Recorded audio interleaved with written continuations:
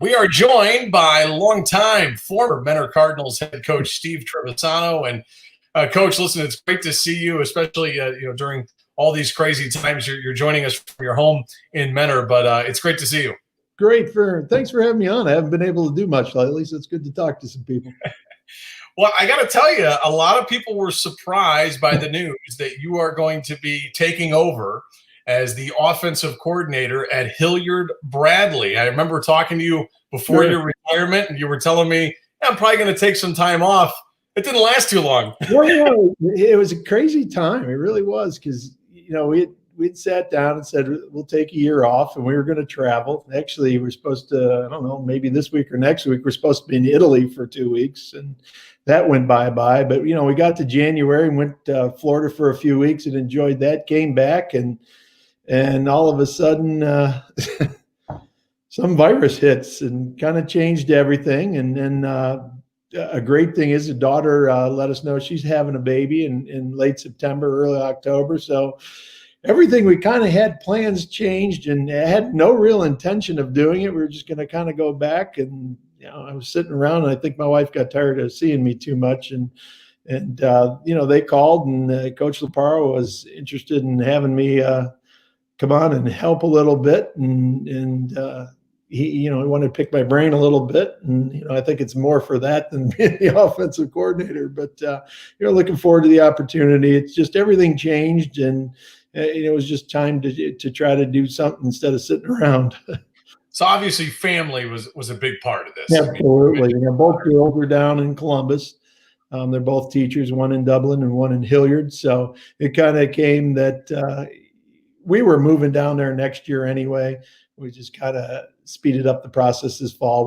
My wife will go back and forth, and she has a business up here, and she'll go back and forth and do that stuff. And when the season's over, we'll go back and forth until we sell our home in probably the next year. So it just changed a little bit. That's all. That virus changed everything for everybody, and it certainly changed mine, because I really had no intention of doing it at all.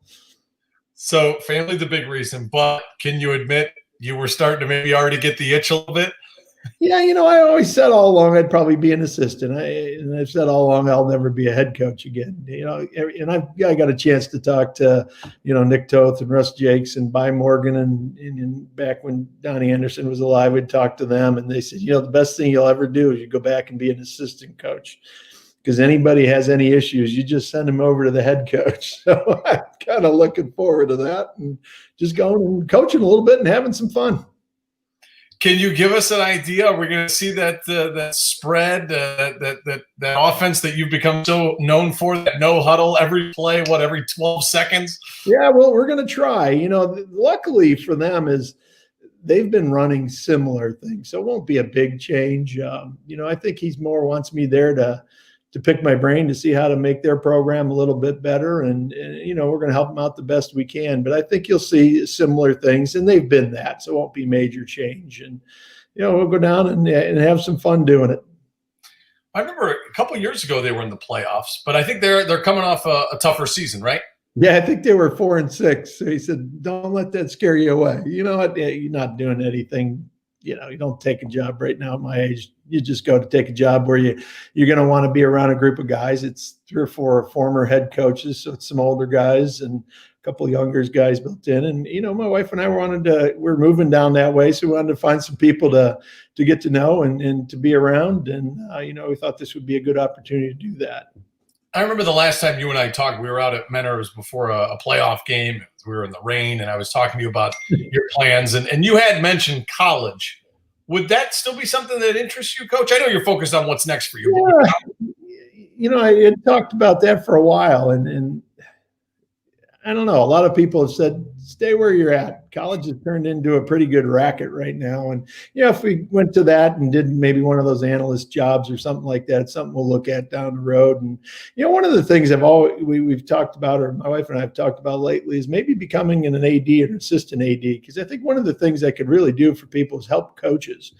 I think if there's one thing going on right now, it's we're kind of stranding the high school coaches, and there's not anybody really to help them.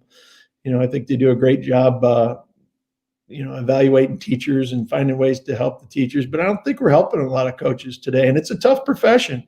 I think I got that background, and hopefully, as I get down there this year, and maybe something will open up that they're looking for an assistant AD who can sit and be around different programs and different sports and help coaches better prepare themselves and prepare kids. So that's ultimately one of the plans I have. Coach, your time at Mentor, 20 plus years. Yep. What will you take with you? What will you remember the most from those days? Well, obviously, just the kids and coaches. That's probably the biggest thing you sit here and miss. I don't know that I'll ever miss standing in the weight room 3 times a day or anything like that. But, just being around the kids and the coaches, I was so lucky to be able to be around just some great kids. They did, the News Herald did an all-Triv team, which was kind of cool. And to live back and see some of the days from 23 years, some of those kids were on it. And I've got a call from a bunch of them talking about it, and they're just laughing and giggling about the old times. So that was good. I was lucky. I had great kids and great parents and outstanding school system to be a part of. It was a wonderful 23 years. And I think we did pretty good along the way. I think we represented the school and the city very well. I was thinking about quarterbacks. That had to be a tough one. If we're talking just high school, where you got Trubisky, Tansky, and how about Tom Abbott? People forget him. Yeah, how about Tom? And Jason Bratton in my beginning years, who's now a basketball coach in here. I mean, we were kind of laughing and saying, there was 10 great quarterbacks we had over those 10 years. Not 3, not 2, 10. And we really laughed about the kickers. We had like 6 or 7 big time kickers. They're all with college scholarships. So sitting there like, wow, that's when you go back and you look how great. And there was probably 100 other great ones that didn't make those lists, but shows you how good the kids have been over the years and how lucky we've been at Mentor. All right, here's where you're going to probably be happy. You're now an assistant coach. You could probably absolutely, if I know where you're going. if the OHSAA, I don't know, have we heard anything in terms of when these kids could really get back to it, and if the season's going to be affected with everything going on?